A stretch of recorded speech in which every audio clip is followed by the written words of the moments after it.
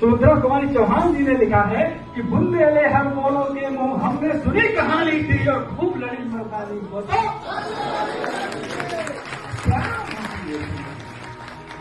क्या चाहिए तुमको यार?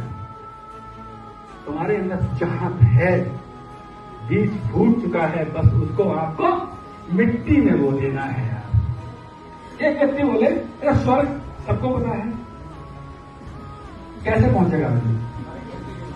जहां से सब है, मरना पूरी जगह। हेलो चैंपियंस, मैं विजय कुमार और मैं आपको एक कहानी के माध्यम से एक संदेश देना चाहता हूँ। वो कहानी है एक राजा की। उस राजा ने एक बार क्या हुआ, 2 बाज के बच्चों को पाला और वो बाज के बच्चे जो थे धीरे धीरे बड़े हुए। एक दिन राजा ने कहा कि चलो इनकी उड़ान देखते हैं। तो राजा ने अपने कर्मचारियों से कहा, भाई इसको उड़ाइए। उन कर्मचारियों ने उसको उड़ाने का प्रयास किया। दोनों उड़े तो एक बाज था जो आसमान से बातें करने लगा, दूसरा बाज उड़ा और उड़ने के बाद एक पेड़ की डाल पे बैठ गया। राजा ने फिर उसको कहा कि इसको भी उड़ाइए। बहुत प्रयास किया, वो नहीं उड़ा। फिर से उसको दोबारा उड़ाया, फिर भी नहीं उड़ा। फिर ऐसे कई बार उनको उड़ाया गया और वो एक बाज जो था आसमान से बातें करता था और दूसरा बाज था वो पेड़ की डाल पे बैठ जाता था। राजा ने फिर कई एक्सपर्ट उसके बुलाए कि इस बाज को भी मैं उड़ान देखना चाहता हूँ, उसको भी उड़ाइए। पर वो बाज जो था वो नहीं उड़ रहा था। उधर से एक किसान जा रहा था, उसने कहा, अरे कितनी छोटी सी बात है, मैं इस बाज को उड़ा दूंगा। उन्हें ठीक है, उड़ा दीजिए, आपको एक बढ़िया सा गिफ्ट मिलेगा।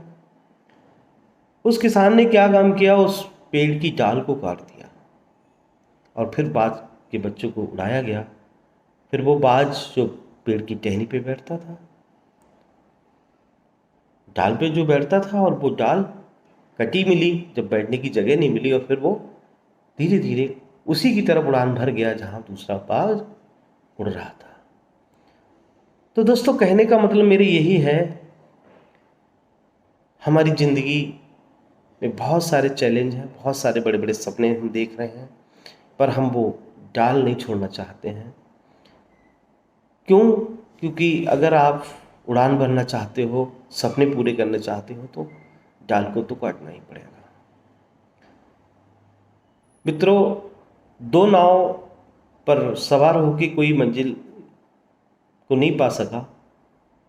इसलिए जिस काम को कर पा रहे हो बेहतरीन तरीके से करो, दिल लगा के करो, मेहनत से करो, और यहाँ से आप वो आसमान छू सकते हो जिसके बारे में आप सोच पा रहे हो।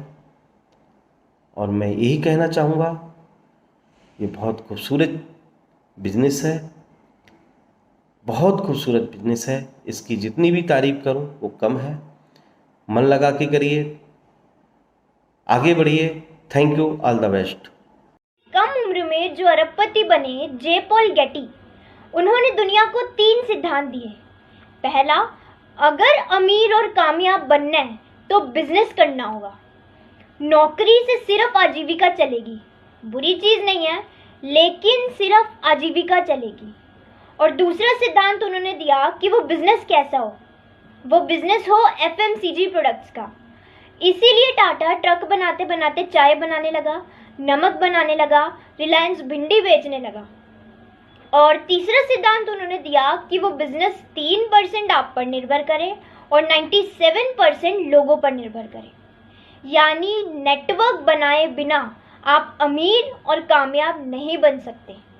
आप किसी भी बड़े कामयाब इंसान की जीवनी पढ़ लेना, उसका कहीं ना कहीं नेटवर्क जरूर होगा, चाहे वो टाटा बिरला हो, रामदेव बाबा हो, या कोई स्पोर्ट्स पर्सन हो, कोई बड़ा बिजनेसमैन हो, या फिर कोई पॉलिटिकल पार्टी हो। इन लोगों की कामयाबी का एक रीजन इनका नेटवर्क होता है। और जो लोग पूछते हैं ना कि जोड़ना क्यों है, इन लोगों को चिढ़ अब से नहीं है। आप जब भी कोई बड़ा इतिहास पढ़ोगे, एक बहुत चौंकाने वाली चीज मिलेगी कि पूरी दुनिया में हम अकेले ऐसे थे जो 1000 वर्ष तक हंसते हंसते गुलाम रह गए। 40 करोड़ थे फिर भी रह गए। रीजन, एक सर्वे हुआ था अमेरिका, जापान और इंडिया के बीच कि ये तीनों क्या करते हैं जब बिजली जाती है। अमेरिका का सिंपल, वो इलेक्ट्रिसिटी बोर्ड को फ़ोन करता है और बिजली की व्यवस्था करवाता है। जापान, 99% जापानी खुद ही बिजली ठीक कर लेते हैं और एक आध की ज़रूरत होती है तो इलेक्ट्रिसिटी बोर्ड पर फ़ोन लगाते हैं। इंडिया वाला क्या करता है, ये बाहर निकलता है, देखता है इधर की भी गई, इधर की भी गई, तुझे क्या ज़रूरत पड़ी है, तू भी मस्त रह। हम 1000 वर्ष तक सिर्फ इसीलिए गुलाम रह गए कि जब भी ज़रूरत पड़ी बाहर निकल के देखा, ये भी गुलाम, ये भी गुलाम, तुझे क्या चिंता है, तू भी मस्त रह।